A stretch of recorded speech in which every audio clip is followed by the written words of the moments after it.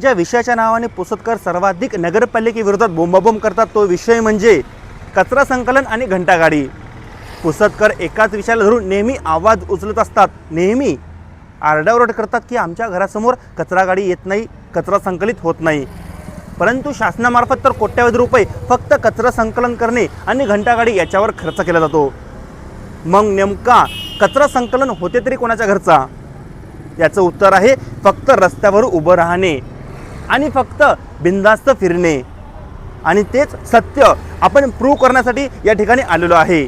खूप मोठं दुर्दैव आहे की या विषयाकडे कोणत्याही अधिकाऱ्याचे, पदाधिकाऱ्याचे, चक्क मुख्याधिकारी श्री अभिजित वायकोस यांचेही लक्ष नाही। तसं बघितलं तर त्यांच्या घराचा हा रूट आहे बरं। आता ज्याप्रमाणे आपण बघतो GPS प्रणाली शासनामार्फत आणण्यात आलेली आहे आणि प्रत्येक गाडीत बसवणं हे बंधनकारक आहे, परंतु GPS म्हणजे काय हे नगरपालिकेच्या अधिकारी आणि पदाधिकारी यांना माहीतच नाही।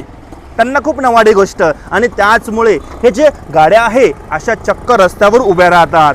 आता माझ्या डाव्या हाताला एकदा बघून घ्या, ही पोलीस क्वार्टर आहे आणि तेच त्याच्या बाजूला रस्त्यावर कित्येक वेळापासून ही गाडी उभी आहे। आता गाडीचा नंबरही सांगतो, MH29BE 2177, प्रभाग क्रमांक 14, नगर परिषद पुसद। या प्रभागाची गाडी ही चक्क रस्त्यावर उभी आहे। यांचं काम आहे घरोघरी जाणं, कचरा संकलित करणं आणि ते कचरा नेऊन डम्पिंग ग्राउंडवर नेऊन टाकणं।